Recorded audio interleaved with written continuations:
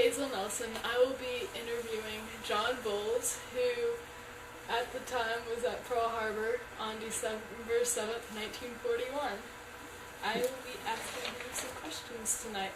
And today is November 30th, 2005. How are you today? Oh, I'm fine. I'm fine. Okay. Are you ready for these excellent questions? Yeah, I would like to make one slight correction. What? Where I lived, we could see Pearl Harbor, and we could see, but I wasn't actually at Pearl Harbor because, of course, that was the military. Okay. Okay. Well, where were you originally born, and what year did you move to Hawaii, and why? Well, I was born in Japan, Karizawa, Japan, in 1933. When I was 2 years old, 2.5 years old, in 1936, we moved to Hawaii. And we moved because of the military buildup in Japan. And of course, when we got to Hawaii, we were attacked. How old were you on the day of Pearl Harbor, and what grade were you in? I was 8 years old, and I guess that put me in, I think, the 3rd grade. Okay. What procedures took place during this time, and were they well planned and organized? Could you clarify what you mean by procedures? Like when people saw planes, were you at school, and did you have to... Okay. This is the view that we saw on Sunday morning, December 7th. This is Diamond Head, and we were on 1,100 feet above sea level on Mount Alani Heights. So that was our view, and we saw Japanese planes flying back and forth. Okay, that was the setting for our view. No. Does that answer what you had in mind? Did you have to, like, where were you? Like, did you have to get under any tables, or did you... Well, what happened was that my father was a doctor, and he was on call that weekend. And he had been, at 2 o'clock in the morning, he had delivered a baby, and then he got home, okay? Then it was about time for him to go back to do his regular rounds, and he was to leave my older sister and me for Sunday school. So we started off, we saw the planes. Well, we didn't really understand the significance of it at that point. Yeah, that leads to my next question. Yeah, what's the question? Oh, what did you or did you not understand what exactly was happening during this event? A lot of people thought it was sham battles, just practice runs, because there had been a lot of them before December 7th. We started down the hill and saw a big Chinese man looking out over the city like that, and asked him what was going on, and I can hear him to this day. He said, well, it's a sham battle. So we thought these were just American pilots, and we didn't know until we got to Sunday school what was happening. We got to Sunday school, and of course it was called off, and we knew we were under attack. And that out near Pearl Harbor. And he had some adventures. My sister and I were immediately evacuated to up the valley where the church was, and on the way we heard a whistling, and a bomb fell, and I guess the fellow taking us up there, the minister, told us to lie down. We were going to go to my aunt and uncle's house. We were told to lie down and put our heads down. We heard the explosion. Actually, I don't remember a thing about that. It must have been one of those things, you know, that's traumatic, and you just don't remember. My sister did. Okay, So, Yeah, that answered what were the adults doing to keep you and the other children safe.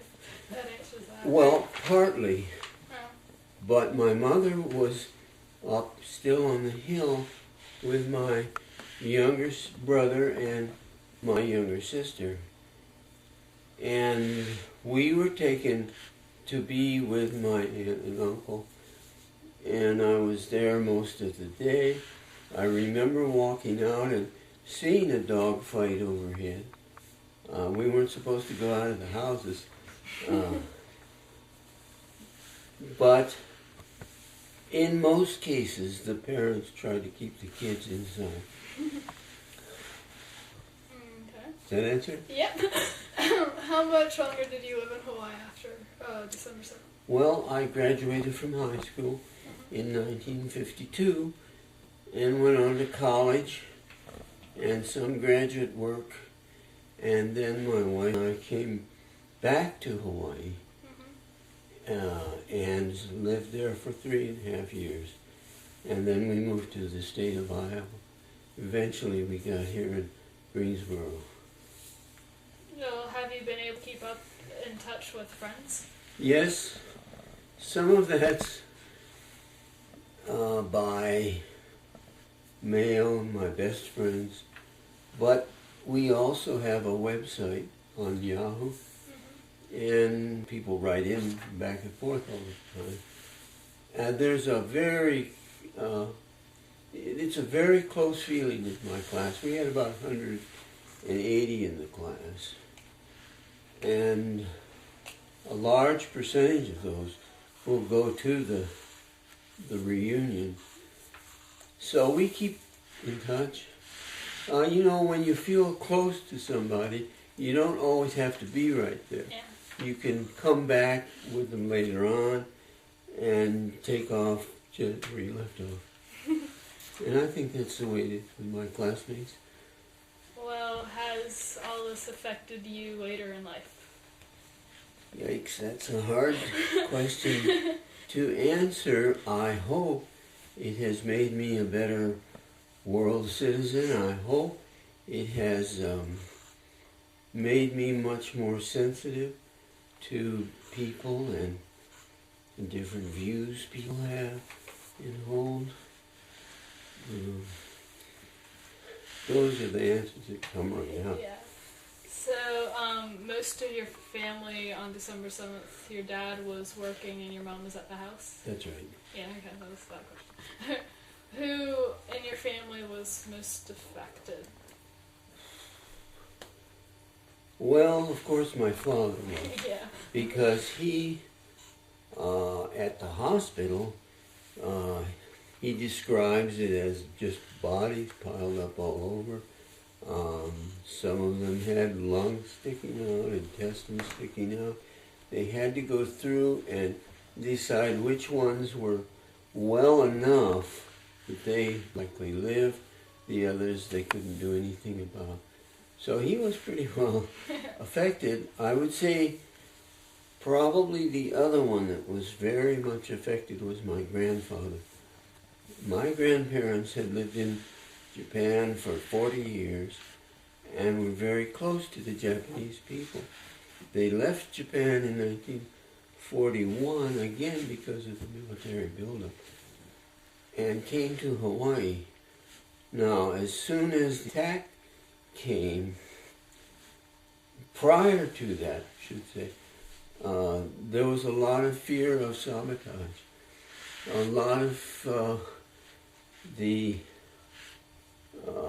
higher-ups in government, in the military, thought that the local Japanese would blow up airplanes or some other thing, which didn't happen.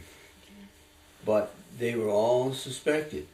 And as early as that day, that afternoon, the father or the parents were whisked off and sent to detention, a lot of them.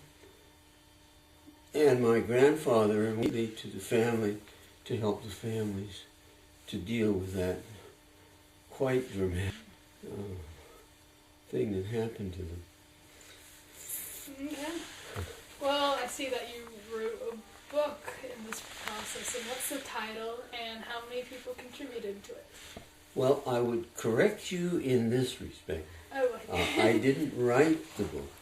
okay. I edited the book. Okay.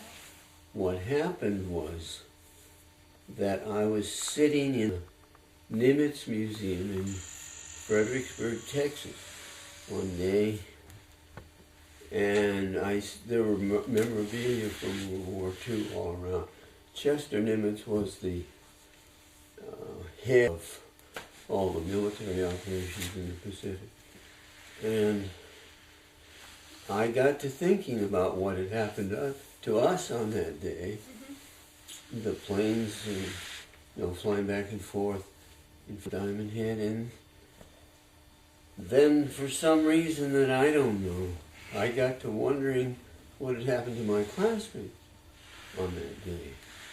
Many of them lived in Honolulu just as I did.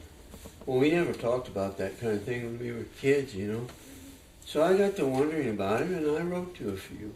And I got very interesting answers back. And so I decided to collect them, as many as wanted to contribute to book thing, folder with these stories for our 50th reunion. Well, I got about 85 or so, and most of them wanted then to have it included in the book.